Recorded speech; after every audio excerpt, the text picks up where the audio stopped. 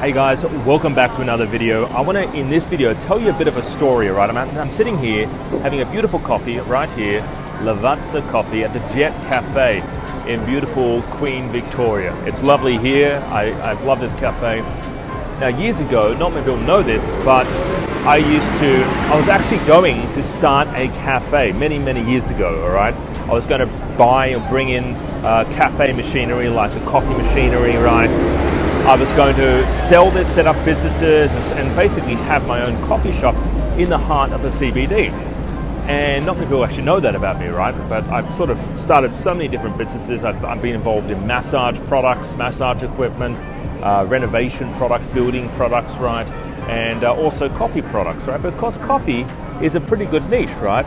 Coffee is a really, everyone needs coffee in the morning, right? Especially in Sydney, people living in Sydney, right? So the one reason why, though, I didn't start that business was the capital needed. I needed something like 15 grand just to get one coffee shop, a portable coffee shop, up and running.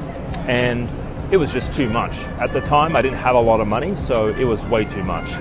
And then I worked out my margins. If I'm making a cup of coffee, right, these things, yeah, this margin, it'll cost you 10 cents for the coffee grounds, right, and to basically grind it up, but then you make it, the profit margins on coffee are not that good, and you got to sell sandwiches and cakes, and I was, falling down a rabbit hole. So I didn't get involved in it because the capital up front, 15 grand, also I had to pay wages and staff, and of course, the profit margins, I had to sell all this other stuff. Now, this is the big difference between traditional businesses and businesses like online businesses like Amazon, right? No staff, no overhead. You can just sell one product if you want to sell one product. If you want to sell 20 products, you can sell 20 products, all right?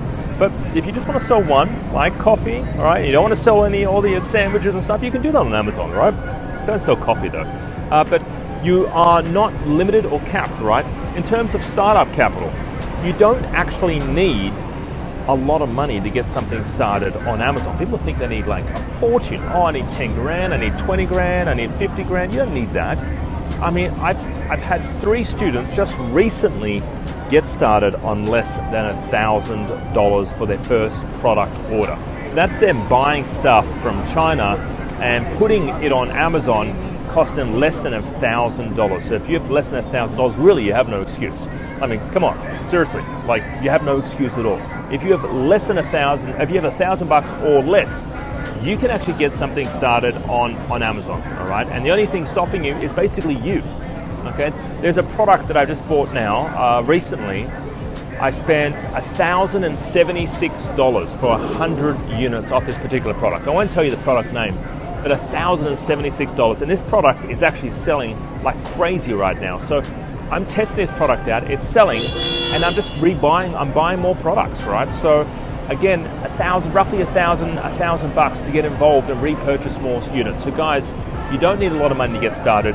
Amazon is one of those businesses where you don't need stock, overhead, you don't need a big budget, right? You can do it, anyone can do it essentially, right?